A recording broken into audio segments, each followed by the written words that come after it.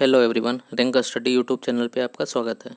इस वीडियो में हम लोग 15 एक तरह से पार्ट का डिस्कशन करेंगे, ठीक है ना। इससे पहले आपका 14 पार्ट का एक तरह से टेस्ट भी हो गया है, उसका डिस्कशन भी हो गया। जानते हैं इस वीडियो में आपका जो प्रीवियस ईयर का जीके जीएस का सेक्शन है, जो एनटीपीसी में और भी अलग एग्जाम में है, उसका हम लोग टेस्ट के माध्यम से क्या है टेस्ट भी दे रहे हैं, ताकि पता कर पाएँ कि हम लोग कितना एक तरह से क्या है कि तैयार हैं। और उस टेस्ट का फिर आपका डिस्कशन होता है, जो कि वीडियो के फॉर्म में मिलता है। तो वो टेस्ट आपका जो है टेलीग्राम चैनल पे पोस्ट किया जाता है और आपका व्हाट्सएप ग्रुप पे। तो जो इनसे नहीं जुड़े हैं तो वीडियो का लिंक, वीडियो के नीचे जो है उनका लिंक मिलेगा टेलीग्राम चैनल में, वहाँ पे ज्वाइन कीजिए। वहाँ पे आपको मतलब एक तरह से क्या है टेस्ट का पीडीएफ भी मिलेगा, ठीक है। जो चैनल पे नए हैं चैनल को सब्सक्राइब कर लीजिए, बेल आइकन को दबा लीजिए, ताकि लेटेस्ट वीडियो का नोटिफिकेशन आपको मिलता रहे। तो हम लोग जो है 480 नंबर क्वेश्चन तक का डिस्कशन कर लिए थे, जो कि 14वां पार्ट में आपका हो गया था डिस्कशन, ठीक है। आज हम लोग 15वां पार्ट कर रहे हैं। 15वां पार्ट में 15वां टेस्ट भी आपका लग चुका है। इसमें देखिए 14 ये एक तरह से 480 का फिर से डिस्कशन कर देते हैं हम, ठीक है, ताकि ये आपको एक तरह से एक रिवाइज हो सके। बोले स्वतंत्रता के पूर्व निम्नलिखित में से कौन सी एक फ्रांसीसी कॉलोनी नहीं थी। तो जानते हैं कि स्वतंत्रता हम लोग को कब मिली थी। स्वतंत्रता हमको मिली थी 1947 में, ठीक है ना, 1947 में। तो 1947 में जब स्वतंत्रता मिली थी तो उस समय क्या था कि यहाँ पे यूरोप का बहुत सारा कंट्री क्या है इंडिया में अलग अलग स्थान पे अपना राज करता था, ठीक है ना। तो वो राजपाट, जैसे मान लीजिए गोवा में किसका राज था, तो फ्रांस का राज था। तो बोलते हैं कि बाद में गोवा में किसका राज हो गया, पुर्तगाल का राज हो गया, ठीक है ना। फिर अब तमिलनाडु में किसका राज हो गया, तो अंग्रेज का राज हो गया। मतलब सब अपना अपना क्या किया था, एरिया ले लिया था। तो अब देखिए वही बोल रहा है कि कौन से एरिया में फ्रांसीसियों का शासन नहीं था। तो पौंडीचेरी में फ्रांसीसी का शासन था, सूरत में भी था, गोवा में भी था। तो कहाँ पे नहीं था, बिहार में। तो इसको याद रखिए कि जो भी आपका एक तरह से यूरोपीय कंट्री वाला आया था, तो जो भी आपका कोस्टल एरिया पड़ता है, मतलब समुद्र के किनारे तटीय क्षेत्र है, वहाँ पे उनका शासन पहला होता था। क्यों? क्योंकि कोई भी सामान यहाँ पे लाता था, उनका वहाँ पे नाव होता था, नाव के माध्यम से अपने देश सामान पहुँचा देता था, ठीक है। वहाँ से फिर ला के इंडिया में सामान बेचता था। तो जो भी तटीय क्षेत्र होता था वहाँ पे शासन होता था। तो इस तरीका से भी थोड़ा सा दिमाग लगाइए, ठीक है, कि अगर यहाँ पूछा जाएगा कि कौन सा कॉलोनी नहीं था, तो जानते हैं कि पटना तटीय क्षेत्र में पड़ता ही नहीं है। तो कौन पड़ता है, गोवा पड़ता है, पौंडीचेरी पड़ता है, सूरत पड़ता है। तीनों क्या है, तटीय क्षेत्र है। एक तरह से क्या है, गुजरात तटीय क्षेत्र है, पौंडीचेरी जो है तटीय क्षेत्र है, गोवा भी तटीय क्षेत्र है। तो क्या हो जाएगा आंसर यहाँ पे बी, पटना। उसके बाद हम लोग अपना क्वेश्चन का डिस्कशन करते हैं। 15वां नंबर बोल रहे क्या, ब्रह्मपुत्र नदी निम्नलिखित में किस देश से होकर नहीं प्रभावित होती है। इससे हमको लगता है इससे पहले भी हम लोग 2 बार डिस्कशन कर चुके हैं क्वेश्चन का, ठीक है। इसका मतलब क्या है, एक ही क्वेश्चन अलग अलग टाइप से देखिए रिपीट होके आ रहा है, ठीक है। तो जानते हैं कि ब्रह्मपुत्र नदी कहाँ से निकलती है, आपका चाइना में जो तिब्बत एक जगह है, तिब्बत से निकलती है, जो मानसरोवर झील है। तो मानसरोवर झील से निकलती है, तो ये चाइना में भी एक तरह से क्या है प्रवाहित होती है। चाइना के बाद क्या होता है, इंडिया में आ जाती है, जो जम्मू कश्मीर में। और इंडिया के बाद क्या है, पाकिस्तान में चल जाती है, उसके बाद अरब सागर में गिर जाती है। तो बोला जाएगा कौन से कंट्री से प्रवाहित हुई, तो यहाँ चाइना में हुआ, इंडिया में हुआ, पाकिस्तान में हुआ। तो इसमें कौन सा देश से नहीं हुआ, तो देखिए यहाँ चीन में हुआ, भारत में हुआ, और सॉरी ब्रह्मपुत्रा नदी है ना। तो ब्रह्मपुत्रा नदी देखिए कहाँ पे प्रवाहित होगी। ब्रह्मपुत्रा नदी क्या है कि आप जानते हैं कि ब्रह्मपुत्रा नदी ये मानसरोवर झील से होती है और अरुणाचल प्रदेश जाती है। अरुणाचल प्रदेश से फिर क्या होती है, असम में होते हुए ये बांग्लादेश में, उसके बाद जो है बंगाल की खाड़ी में गिर जाती है, ठीक है। वो जो पहले बताया वो सिंधु घाटी का था, जैसे मतलब सिंधु नदी का था, ठीक है ना। तो यहाँ पे देखिए ब्रह्मपुत्रा नदी की बात बोल रहा है। तो ब्रह्मपुत्रा नदी कहाँ से हुआ, चाइना से निकलती ही है, भारत में आती है, जो कि असम में, अरुणाचल प्रदेश में बहती है। उसके बाद देखिए बांग्लादेश में आती है, जो कि आप जानते हैं क्या, जो गंगा और ब्रह्मपुत्र दोनों मिलके क्या करता है, डेल्टा बनाता है, जो सबसे बड़ा सुंदरबन डेल्टा है, ठीक है। और उसके बाद किस में नहीं बहती है, तो नेपाल में नहीं बहती है। तो ये आंसर गया डी, नेपाल में। ये क्वेश्चन देखिए पहले दिया हुआ था कि किस में नहीं बहती है, तो उसमें अफगानिस्तान दिया हुआ था। यहाँ देखिए ऑप्शन चेंज कर दिया, सिर्फ नेपाल कर दिया, ठीक है। ये देखिएगा पहले वाले वीडियो में इसका डिस्कशन हो चुका है। उसके बाद देखिए क्या बोल रहा है कि 2019 में जो रग्बी जो है, रग्बी विश्व कप की मेज़बानी कौन सा देश करेगा। तो उस समय 16 में करेगा, लेकिन अभी हो चुका है, ठीक है। 2020 में क्या है, 19 में हो चुका है, तो उसका रिजल्ट भी आ गया। तो 2019 का जो रग्बी मैच था उसका मेज़बानी किसने किया था, एक तरह से कहाँ पे हुआ था, तो वो आपका जापान में हुआ था। तो अब तो हम लोग को रिजल्ट भी पता चल गया कि रग्बी का जो मैच हुआ था, तो उस रग्बी में कौन जीता था। तो जानते हैं कि ये रग्बी में आपका साउथ अफ्रीका जीता था, किसको हराया था, तो वो इंग्लैंड को हराया था, ठीक है ना। साउथ अफ्रीका जीता था और किसको हराया था, इंग्लैंड को हराया था। अब एक और बात निकल के आती है कि रग्बी में जो है, रग्बी खेल जो होता है, रग्बी फुटबॉल होता है एक तरीका से। रग्बी फुटबॉल में कितना खिलाड़ी होता है, तो जानते हैं कि सबसे ज़्यादा अगर खिलाड़ी बोला जाए तो रग्बी में ही होता है। कितना खिलाड़ी होता है, 15 खिलाड़ी, याद रखिएगा, 15 खिलाड़ी रग्बी में। इसमें क्या होता है कि जैसे एक फुटबॉल लेके सब दौड़ता है, उसके पीछे पीछे सब दौड़ता है, इसमें भी गोल करना पड़ता है, लेकिन याद रखिएगा। तो कौन सा देश था, जापान। उसके बाद देखिए, भारतीय बाघों की घटती आबादी के संरक्षण के लिए एक शुरू की गई भारतीय, ठीक है, सर्वाधिक जो है प्रसिद्ध प्रोजेक्ट टाइगर कौन से साल आरंभ किया गया। तो जानते हैं क्या कि भारत का एक तरह से भारत में है क्या कि जो बाघों की संख्या है वो घटते जा रहे थे। तो 1972 का नाम जानते होंगे कि 1972 के पहले क्या होता था कि भारत का जो एक तरह से क्या हम लोग का राष्ट्रीय पशु था, वो हम लोग का शेर था, ठीक है। 1972 के पहले जो है राष्ट्रीय पशु क्या था, शेर था। 1972 के बाद क्या हो गया कि जब देखा कि ये शेर की संख्या तो सही है, लेकिन बाघों की संख्या कम होते जा रही है, तो क्या किया, बाघों को एक तरह से बाघ को क्या बना दिया, राष्ट्रीय पशु, ठीक है। बाघ को क्या बना दिया, राष्ट्रीय पशु। तो जब बाघ को राष्ट्रीय पशु बना दिया तो इसको अब संरक्षण का एक तरह से क्या किया, जिम्मेदार एक तरह से अलग अलग प्रोजेक्ट निकालने लगा। तो 1973 में आपका जो है एक प्रोजेक्ट निकला था, कौन, आपका प्रोजेक्ट टाइगर, मतलब कि टाइगर को एक तरह से बचाने का प्रयोग, ठीक है, या उसके जनसंख्या को बढ़ाने का। तो या एक तरह से ये भी याद रखिएगा कि 1972 के बाद हम लोग का चेंज हो गया था, शेर से क्या हो गया था हम लोग का, टाइगर, मतलब कि बाघ, ठीक है। तो ये प्रोजेक्ट टाइगर कब चलाया गया, तो ये 2000 मतलब कि 1972 के बाद, 1972 के बाद मतलब 1973 में, मतलब एक साल बाद एक प्रोजेक्ट बनाया गया, जिससे कि एक तरह से क्या है कि बाघों का जो जनसंख्या कम हो रहा है उसको बढ़ाया जाए। तो कब बना, 1973, याद रखिएगा, बहुत ही ज़्यादा इंपॉर्टेंट है ये क्वेश्चन। हर एक एग्जाम में पूछा हुआ, बैंकिंग हो, रेलवे हो, बीपीएससी हो, यूपीएससी हो, सब एग्जाम में पूछा हुआ है, ठीक है। उसके बाद देखिए 84 नंबर क्वेश्चन बोल रहा है, निम्नलिखित जो है मस्जिदों में से किसका निर्माण जो है मुगल सम्राट जो है जहांगीर के द्वारा किया गया था। तो जानते हैं कि एक चीज़ याद रखिए आप, कि आपका जहाँ पे भी रहेगा निर्माण का कार्य, ठीक है, निर्माण का कार्य जहाँ भी रहेगा, मतलब बिल्डिंग बनाने का काम या मोनूमेंट बनाने का काम, ठीक है, तो वो काम आपका जहांगीर करेगा, सॉरी, वो काम आपका शाहजहाँ करेगा। जैसे कि ताजमहल किसने बनाया, शाहजहाँ ने। तो जो भी बनाने का काम होगा वो शाहजहाँ सबसे ज़्यादा बनाया, ठीक है। और अगर कोई पेंटिंग का काम होगा, जैसे कि चित्रकारी का काम होगा, वो कौन सबसे ज़्यादा करवाया, जहांगीर। मतलब क्या, जहांगीर के शासनकाल में चित्रकारी जो है एक तरह से क्या है, चरम पे था, और शाहजहाँ के शासनकाल में बिल्डिंग बनाने एक तरह से मतलब कि चरम पे था, ठीक है। तो याद रखिएगा इसको। तो बोल रहा है कि शाहजहाँ जो है कौन सा एक तरह से निर्माण करवाया था, दिल्ली का जामा मस्जिद जो है किसने बनाया था, आपका शाहजहाँ ने। तो आंसर यहाँ पे क्या हो जाएगा, ए। जो एक्स्ट्रा चीज़ बताते जाते हैं वो थोड़ा आप ध्यान देते रहिए, क्योंकि ये क्वेश्चन पूछा गया है, इसलिए बताते हैं आपको। नई दिल्ली में स्थित जो है भारतीय संसद भवन का एक तरह से रचना किसके द्वारा तैयार किया गया था। तो जानते हैं क्या कि 1921 ईस्वी में, क्योंकि 1921 ईस्वी के पहले क्या है कि भारत में सांसद नहीं था। अभी संसद भवन जो देख रहे हैं वो संसद भवन नहीं था। तो वो संसद भवन कब बनाया गया, तो 1921 में, याद रखिएगा। किसने बनाया, तो ये जो है आपका लुटियंस, ठीक है ना, लुटियंस और बेकर, लुटियंस और बेकर, थोड़ा नाम का टाइटल खाली याद रखिए, ठीक है, लुटियंस और बेकर। तो देखिए यहाँ लुटियंस और बेकर, हर्बर्ट बेकर और जो है एडविन लुटियंस। तो ये क्यों बोला जाता है, जानते हैं कि नरेंद्र मोदी जब भी एक तरह से क्या है कि इंटरव्यू देते हैं टीवी चैनल पर, बोलते हैं लुटियंस मीडिया।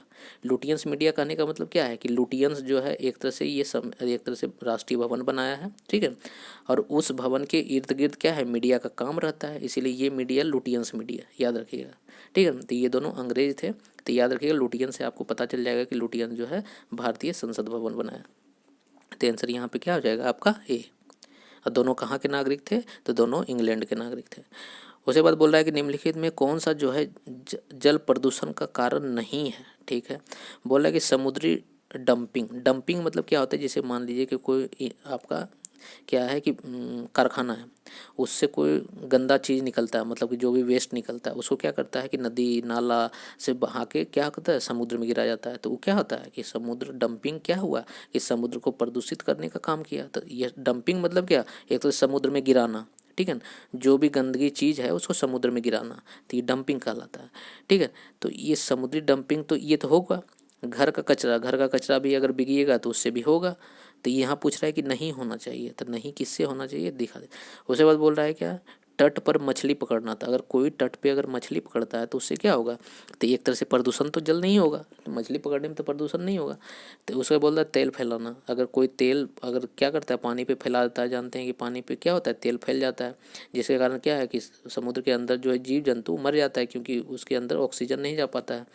तो अगर यहाँ पे बोले सही आंसर क्या हो जाएगा, तो तट पे मछली पकड़ना। ठीक है, आंसर यहाँ पे आपका सी, जिसके कारण क्या है, एक तरह से समुद्र प्रदूषित नहीं होता है।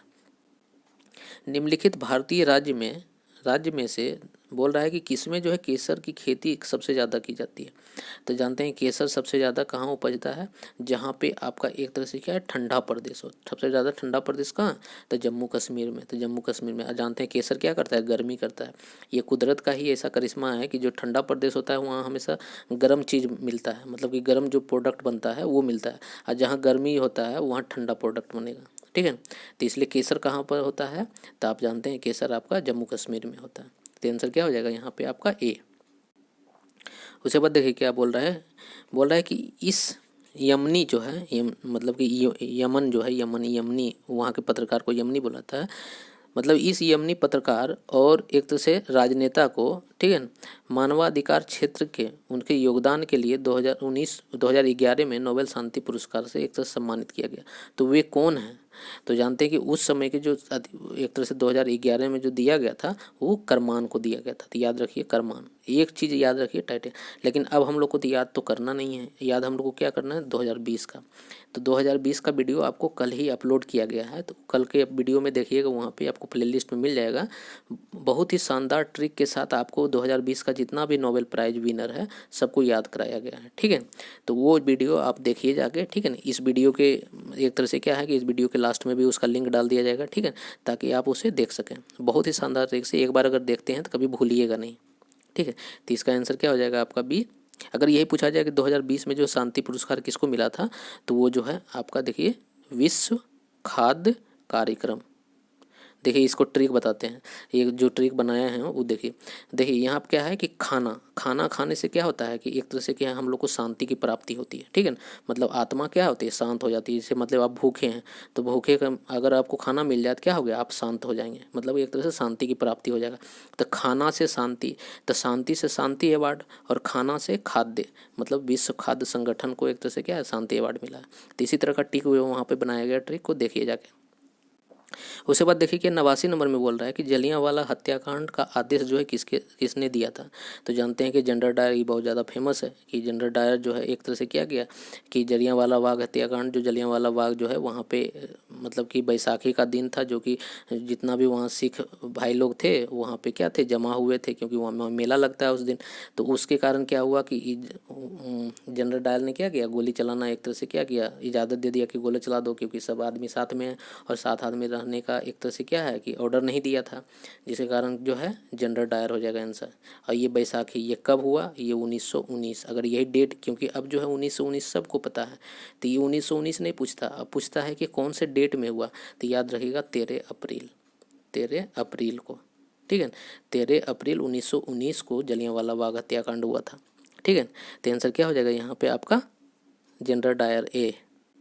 उसके बाद देखिए क्या बोल रहा है, 90 में बोल रहा है कि पशुओं की प्रजातियां जो है ज़्यादातर डैश के कारण लुप्त प्राय हो रही है, मतलब कि एक तरह से क्या है, विलुप्त हो रही है। तो किसके कारण एक तरह से पशुओं की प्रजाति जो है विलुप्त हो रही है, तो ये भी देखते हैं। पहला बोल रहा है क्या, आवास का विखंडन। आवास का विखंडन होता है क्या है, जैसे मान लीजिए कोई पशु जहाँ रह रहा है, मान लीजिए जंगल में बहुत सारा पशु रह रहा है, आप जो है एक बोले कि एक कंपनी बनाना है, कंपनी खड़ा करना है, वो जंगल को कटाई करना पड़ेगा। तो जंगल का जब कटाई कर दिएगा तो इसका आवास का क्या हुआ, विखंडन हुआ, मतलब उसके आवास को आप क्या किए, चूर चूर कर दिए, मतलब एक तरह से आवास को नष्ट कर दिए। तो आवास का जब विखंडन होता है तो उससे क्या होता है कि वहाँ का जो जीव जंतु होता है वो विलुप्त होने लगता है, क्योंकि रहने का साधन नहीं मिलता है उसको, फिर दूसरे जगह वो एक तरह से क्या है कि एडजस्ट नहीं कर पाता है। तो सबसे अगर सटीक उदाहरण होगा तो आवास का विखंडन। अम्लीय वर्षा से तो उतना ज़्यादा नहीं मरेगा, जब आदमी ही नहीं मर रहा है तो जानवर नहीं मरेगा। और अत्यधिक शिकार के कारण तो जंगली जानवर नहीं मरेगा, ठीक है। अब पानी की कमी के कारण तो ऐसा नहीं है। तो अगर सही मायने में सबसे ज़्यादा अगर जो एक तरह से क्या है कि इस क्वेश्चन को संतुष्ट करता है तो वो को क्या हो जाएगा, विखंडन। इसीलिए बोलते हैं क्या कि आपको वृक्ष का कटाई नहीं करना चाहिए, मतलब क्या है कि जो भी जंगल है, जंगल झाड़ को नहीं कटाना चाहिए। तो उससे क्या होता है कि जो वहाँ का जनजीव होता है वो एक तरह से क्या होता है, विलुप्त होने के कगार पे आ जाता है। उसके बाद बोल रहा है कि महिलाओं ने पहली बार जो है वर्ष डैश में ओलंपिक खेलों की सभी प्रतियोगिता में एकदम प्रतिस्पर्धा में हिस्सा लिया था। मतलब इससे पहले क्या होता था कि ओलंपिक में जैसे कि मान लीजिए कि बैडमिंटन में महिला खिलाड़ी खेलती थी, ठीक है, दौड़ में नहीं खेलती थी। तो इसमें एक ऐसा साल था जिसमें कि हर एक इवेंट, जितना भी इवेंट हुआ है सब में कोई न एक जो है महिला खिलाड़ी जो है थी ही। तो कौन सा ये ऐसा साल था, तो ये जो है 2012 का साल था। यही पूछा जाएगा 2012 का जो है एक तरह से ओलंपिक कहाँ हुआ था, क्योंकि ये ज़्यादा फेमस हो गया। तो क्वेश्चन अब क्या पूछा जाएगा कि 2012 का ओलंपिक कहाँ हुआ, तो ये आपका लंदन में हुआ था, ठीक है ना, ये आपका लंदन में। तो ये 2012 का हो गया। तो ओलंपिक तो 2012 के बाद 2016 में भी हुआ। तो 16 में कहाँ हुआ, तो 16 में आप जानते हैं ब्राज़ील में हुआ, ठीक है ना। ब्राज़ील का एक शहर है जो कि रियो द जेनेरियो, याद रखिए, या तो ब्राज़ील या तो रियो द जेनेरियो। ब्राज़ील एक देश है जिसका एक शहर है रियो द जेनेरियो। ये 2016 का हो गया। लेकिन अब तो 2020 होने वाला है। तो 2020 तो कोरोना के कारण नहीं हो पाया था। तो अब 2020 वाला गेम क्या होगा, 2021 में होगा। तो 21 में कहाँ होगा, 21 में आपका टोक्यो में होगा, टोक्यो। और टोक्यो किसकी राजधानी है, तो जापान की। टोक्यो किसकी राजधानी है, जापान की राजधानी। तो ये जो भी चीज़ है याद रखिए, क्योंकि देखिए जो भी एरिया से क्वेश्चन पूछा है, ठीक है ना, उसी एरिया से आने वाले समय में क्वेश्चन पूछा जाएगा, ठीक है। ये देख लीजिए, लिख लीजिए। उसके बाद देखिए क्या बोल रहा है, 92 नंबर क्वेश्चन में बोल रहा है कि अनंत पाई जो है एक तरह से क्या थे, मतलब कि चित्रण किया करते थे, ठीक है ना, जो कि उनका एक तरह से हास्य श्रृंखला चलता था। तो बोल रहा है कि उनकी जो प्रसिद्ध, भारत में जो है एक प्रसिद्ध हास्य श्रृंखला था, वो जो है को क्या कहा जाता था, तो ये जो है टीवी पे आता था हास्य श्रृंखला, ठीक है ना। तो ये क्या कहा जाता था, तो ये आपका अमर चित्र कथा। आप जानते हो कि डीडी न्यूज़ में भी कभी दिखता था अमर चित्र कथा, ठीक है ना। एक तरह से क्या है कि इस तरह से हास्य मतलब कि चलता था कि मतलब कि हंसने का, जैसे कॉमेडी जैसे बोलते हैं ना, लेकिन कॉमेडी नहीं, मतलब कि हास्य होता था। तो इसका आंसर क्या हो जाएगा आपका बी, अमर चित्र कथा। उसके बाद देखिए क्या है, लिमरिक। लिमरिक क्या है, लिमरिक एक ऐसा शब्द है जैसे मान लीजिए कि क्या है कि हम लोग कोई पोयम मतलब क्या दोहा लिखते हैं क्या, 2 लाइन का, 1 लाइन 2 लाइन, उसके बाद फिर क्या आते हैं नीचे फिर 2 लाइन लिखते हैं। तो ये ऐसा लिमरिक जो होता है ये इस तरह का होता है कि 5 लाइन आपका साथ में लिखाता है। तो 5 लाइन का जो संगम होता है ना, उसी को हम लोग लिमरिक बोलते हैं। तो कोई भी प्रकार का अगर 5 लाइन की कविता दिखे, मतलब कि ज़्यादातर जो है 5 लाइन की कविता को क्या कहा जाता है, लिमरिक। तो आंसर क्या हो जाएगा आपका यहाँ, ये लिमरिक से याद रखिए 5 लाइन, ठीक है ना। चाहे 5 लाइन कविता हो, कहानी हो, अगर मतलब कविता के बारे में हो जाता है, क्योंकि कहानी तो आपको लाइन बाय लाइन लिखते हैं। कविता क्या है कि एक लाइन लिखे, उसका कुछ है, उसके बाद इसका दोहा चलता है, फिर ये चलता है। तो ये 5 लाइन जो लिखे, 5 लाइन वाली कविता को हम लोग क्या बोलते हैं, लिमरिक, ठीक है। तो आंसर क्या हो जाएगा यहाँ पे आपका बी। देखिए बोल रहा है कि 1896 ईस्वी में, सबसे पहले जानते हैं कि 1896 ईस्वी में क्या हुआ, ग्रीष्मकालीन ओलंपिक। जो ओलंपिक खेला जाता है वो ग्रीष्मकालिक ही होता है। शीतकालिक ओलंपिक उतना ज़्यादा प्रसिद्ध नहीं है। ग्रीष्मकालिक जिसे बोलते हैं ना कि अभी 2020 में जो होने वाला था ओलंपिक, वो कौन सा है, ग्रीष्मकालिक ओलंपिक ही है, ठीक है ना। हम लोग क्या बोलते हैं, ग्रीष्मकालिक ओलंपिक के बारे में हम लोग बोलते हैं, क्योंकि शीतकालिक ओलंपिक जो है जो भी जहाँ पे बर्फ़ पड़ता है जिस देश में, वहाँ पे खेला जाता है, ठीक है। तो पूरा विश्व में ज़्यादा फेमस नहीं है। फेमस क्या है, ग्रीष्मकालिक ओलंपिक। तो वो 1896 ईस्वी में सबसे पहला जो है ग्रीष्मकालिक ओलंपिक खेला गया। वो कहाँ खेला गया, वो आपका एथेंस में खेला गया। तो एथेंस कहाँ पड़ता है, तो ग्रीस एक देश है यूरोप का। ग्रीस की राजधानी क्या है आपका, एथेंस। तो एथेंस में सबसे पहले खेला गया, ठीक है। आधुनिक जो है, नहीं तो पहले पूछिएगा कि सबसे पहले एथेंस में खेला गया था, लेकिन बहुत पहले वो जो है ईस्वी पूर्व था, मतलब कि 760 ईस्वी पूर्व था। तो वो नहीं, इसीलिए यहाँ पूछा है कि आधुनिक। देखिए अगर पहले पूछा रहता तब तो 760 ईस्वी पूर्व लिखते हम लोग, लेकिन यहाँ पूछा है कि आधुनिक जो है खेल होता था, उसमें जो है ग्रीष्मकालिक 1896 ईस्वी में हुआ। उसका मेजबानी किसने किया था, तो एथेंस था। एथेंस जो है कैपिटल है किसका, राजधानी है, तो किसका है आपका, ग्रीस का। ठीक है, तो इसका आंसर क्या हो जाएगा आपका ए, नहीं तो यहाँ पे ग्रीस भी दे सकता है। ठीक है, तो इसलिए दोनों याद रखिए। और बोल रहा है कि भूटान, भूटान जानते हैं क्या आपका, क्या भारत से सटा हुआ इस देश है। बोल रहा है भूटान की जो है राजभाषा क्या है, तो भूटान की राजभाषा ना अंग्रेजी है ना हिंदी है, यहाँ की राजभाषा क्या है, जोंखरा। यहाँ की राजभाषा क्या है, जोंखरा। ठीक है, तो आंसर क्या हो जाएगा यहाँ पे, जोंखरा। उसके बाद बोल रहा है क्या 96 नंबर क्वेश्चन में देखिए, बोल रहा है हाल ही में अटलांटिक जो है, अटलांटिका बर्फ में, बर्फ के नीचे एक छिपी हुई किसी चीज़ की खोज हुई थी, क्या हुई थी, तो अटलांटिका जानते हैं क्या, वो बर्फ का ही एक तरह से क्या है कि वहाँ जमा है पूरा, तो उसके नीचे जो है, उसके नीचे एक तरह से कि पूरा एक दृश्य मिला। किस तरह का दृश्य मिला, तो यहाँ पे आपका बड़ा बड़ा घाटी है, झील है, तो ये सब क्या है, बर्फ के नीचे बना हुआ है। ठीक है, तो उसका एक तरह से खोज हुआ। तो वो क्या चीज़ खोज हुआ, वही बोल रहा है कि किस चीज़ का खोज हुआ था, तो बोल रहा है कि बहुत बड़ी जो है पर्वत श्रृंखला है, तो गलत हो गया। बोल रहा है कि लुप्त राज्य है, ये भी गलत हो गया। बोल रहा है कि बड़ी बड़ी एक तरह से क्या है, वहाँ पे घाटी है। ठीक है ना, और जो है घाटी प्रणाली है और झील है, तो आंसर क्या हो जाएगा आपका सी, झील। मतलब समुद्र के नीचे भी एक तरह से क्या है, झील है। उसके बाद देखिए क्या +91, ठीक है, +91 किस राज्य की एक तरह से क्या है, कंट्री कॉलिंग कोड है। जैसे मान लीजिए कि हम लोग फ़ोन लगाते हैं, जैसे हम लोग लगाते हैं क्या, फ़ोन लगाते हैं, तो उसमें क्या लिख सकते हैं हम लोग, जो अपना फ़ोन नंबर है उसी से स्टार्ट करते हैं 10 डिजिट का। ठीक है, तो इससे क्या होता है कि जैसे इंडिया का आदमी अगर इंडिया में ही फ़ोन लगाएगा तब तो इंडिया का कोड डालना ज़रूरी नहीं है, लेकिन इंडिया का आदमी मान लीजिए कि अमेरिका फ़ोन लगाया तो क्या है, अमेरिका का कोड डालना पड़ेगा। अमेरिका का आदमी अगर इंडिया को फ़ोन लगाया तो इंडिया का कोड डालना पड़ेगा। तो ये जो है +91 जो है, ये कहाँ का कोड है, इंडिया का कोड, याद रखिए। यहाँ है कनाडा नहीं, अमेरिका नहीं, इंडिया का कोड। ठीक है, इसलिए कभी भी आप जब मोबाइल में सेव करते होंगे कॉन्टैक्ट नंबर, तो देखिएगा उसमें +91 पहले से लिखा आता होगा। क्यों, क्योंकि हम लोग इंडियन है, इनबिल्ट है। उसके बाद बोल रहा है कि 98 नंबर, निम्नलिखित में कौन सी जो है भारत का एक उपराष्ट्रपति पद पे नहीं है, तो देखिए क्या है, मोहम्मद आपका हामिद अंसारी, ये जो है उपराष्ट्रपति पद पे बने रहे। ठीक है, इधर ही मतलब एक तरह से 17-18 में ही रिटायरमेंट हुआ है इनका। ठीक है, तो अब बोल रहा है APJ अब्दुल कलाम, ये जो हैं भारत के सिर्फ राष्ट्रपति रहे हैं, उपराष्ट्रपति नहीं रहे हैं। ठीक है, तो ये आंसर क्या हो जाएगा यहाँ पे, कौन नहीं है, तो APJ अब्दुल कलाम। ये बोले जाएगा कि ये कब से कब तक भारत के राष्ट्रपति रहे हैं, तो जानते हैं कि 2002 से लेके 2007 तक, 2007 तक 5 साल रहे। ठीक है, ये बोलेंगे कि केम्मा रहे, तो ये आपका जो है एगरमा हो जाते हैं। मतलब कि एगरमा जो हैं एक तरह से राष्ट्रपति थे, और अभी के जो राष्ट्रपति हैं रामनाथ कोविंद, वो 14वां हैं। तो अभी ये ज़्यादा इम्पोर्टेंट इसलिए है क्योंकि अभी प्रणब मुखर्जी का एक तरह से क्या है, देहांत हुआ है। तो वो कौन से राष्ट्रपति थे, तो वो आपका 13वां हो जाएगा, क्योंकि इसके पहले रामनाथ कोविंद के पहले कौन थे, प्रणब मुखर्जी। तो रामनाथ कोविंद जो है 14वां है, तो प्रणब मुखर्जी 13वां हो गए। तो याद रखिएगा, ये क्वेश्चन पूछा जाएगा क्योंकि प्रणब मुखर्जी का भी देहांत हुआ है। उसके बाद देखिए बोल रहा है कि द्विसदनीय जो है विधानसभा का मतलब क्या होता है, तो द्विसदनीय विधानसभा मतलब क्या है कि सदन में दो दो विधानसभा, मतलब कि एकदम 2 सदन हो। ठीक है, 2 सदनीय मतलब क्या, 2 सदन हो। तो 2 सदन, जैसे कि मान लीजिए कि भारतीय विधानसभा में क्या होता है, 2 सदन होता है, एक तो राज्यसभा होता है, एक लोकसभा, 2 सदनीय है। अब राज्य में क्या होता है, एक विधानसभा होता है, एक विधान परिषद होता है, 2 सदनीय है।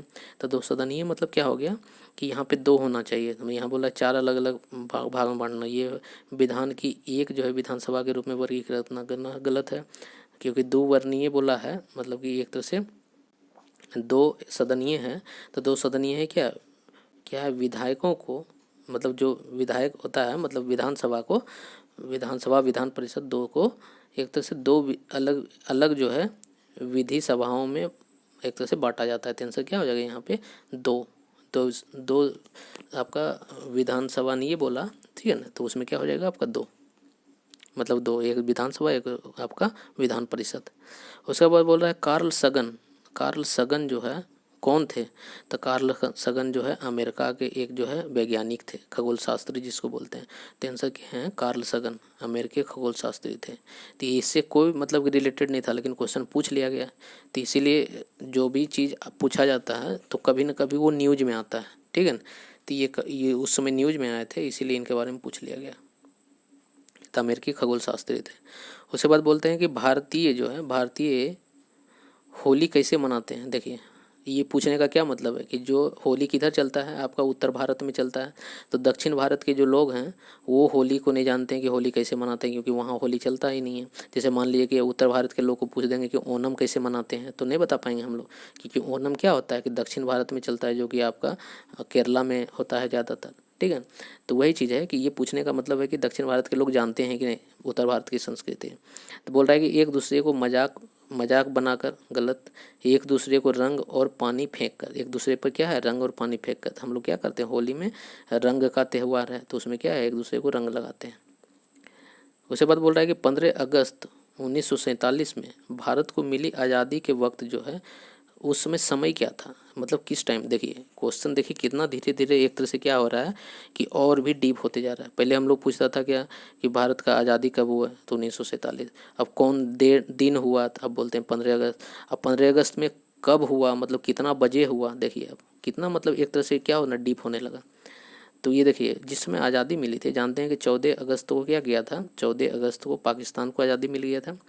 और 14 अगस्त का जो रात हुआ था, तो मतलब अब रात के बाद 15 अगस्त होने वाला था, तो 15 अगस्त का एक तरह से जो रात्रि थी उस रात्रि को मिला था, तो अर्धरात्रि को, तो 15 अगस्त की अर्धरात्रि को। ठीक है, तो आंसर क्या हो जाएगा यहाँ पे, देखिए सुबह नहीं, शाम नहीं, अर्धरात्रि। ठीक है, आंसर क्या हो जाएगा आपका अर्धरात्रि, सी। उसके बाद बोल रहा है कि सिक्किम जो है भारत का एक तरह से राज्य बना। ठीक है, तो भारत का कब राज्य बना, तो इससे पहले सिक्किम जो है राज्य नहीं था। तो भारत का राज्य कब बना, तो ये जानते हैं 1975 ईस्वी में। ठीक है ना, ये जिसमें भारत का राज्य बना तो उस समय जो है ये 22वां राज्य था। इससे पहले जो है 21 राज्य बन चुका था, ये 22वां राज्य बनने वाला था। तो 1975 का याद रखिएगा, 1975 में। यही पूछेगा कि गोवा कब बना, तो गोवा जो है 1961 ईस्वी में राज्य बना। तो ये सब पूछता है कि राज्य का गठन जो है कब हुआ था, क्योंकि जानते हैं कि राज्य का गठन आपका जो है 1956 ईस्वी से स्टार्ट हो गया था। ठीक है ना, तो उस 1956 के बाद से ही अलग अलग मतलब जो भी प्रांत था उसको राज्य बनाने लगे थे। तो ये इस तरह से क्या है कि टाइम चलते गया, क्योंकि जो यहाँ अंग्रेज थे वो एक बार नहीं खाली किए। जैसे क्या है गोवा को पंजाब मतलब एक तरह से फ्रांसीसी का यहाँ पे पुर्तगाल का शासन था, तो एक तरह से कब छोड़ के गए, तो वो आपका 1961 ईस्वी में छोड़ के गए। तो मतलब समझिए 47 में आज़ाद हो गए, लेकिन एक तरह से क्या है कि यहाँ फ्रांसीसी कब छोड़ के गए, तो 1961 ईस्वी में गोवा को। तो इसीलिए अलग अलग क्षेत्र पे अलग अलग जो एक तरह से शासन था वो अलग अलग समय में छोड़ के गए। तो एक तरह से विशाल जो देश था उसमें एक तरह से सभी को मिला दिया जाए तो आपका 1947 ईस्वी को हम लोग आज़ाद हो गए। मतलब हम लोग का एक अपना क्या है शासन होने लगा, संविधान होने लगा। उसके बाद देखिए क्या बोल रहा है कि सिग्मो जो है क्या है, तो सिग्मो जानते हैं क्या, एक जो है उत्सव है जो कहाँ मनाया जाता है, गोवा में। जैसे जैसे हम लोग होली मनाते हैं, दीपावली मनाते हैं, तो इसीलिए वहाँ पे क्या है कि वहाँ पे एक तरह का क्या है पर्व है, उत्सव है जो कि वहाँ के लोग मनाते हैं। तो ये कहाँ का हो जाएगा, गोवा का। तो आंसर याद रखिएगा, गोवा है जो सिग्मो फेस्टिवल मनाता है। उसके बाद देखिए ये लास्ट क्वेश्चन होगा क्योंकि 25 क्वेश्चन आपका हो गया। ठीक है, मालगुडी डेज जो है किस भारतीय लेखक के कार्यों पर आधारित है। तो मालगुडी डेज जानते हैं क्या, एक जो है आपका टीवी पे जो एक तरह से क्या है सीरियल आता था मालगुडी डेज का। तो वो बोल रहा है कि वो मालगुडी डेज जो है टीवी का सीरियल था। तो ये जो है कौन से एक तरह से भारतीय लेखक लिखे थे, मतलब किनके लेखन पे आधारित है।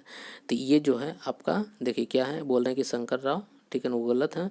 और आर के लक्ष्मण नहीं, आर के नारायण। आंसर क्या हो जाएगा आपका आर के नारायण। तो इसका जो मालगुडी डेज के राइटर हैं, एक तरह से पूछा जाएगा इनका लेखक हैं, तो क्या हो जाएगा आर के नारायण। ठीक है, तो ये आपका जो है एक तरह से वीडियो का लास्ट है।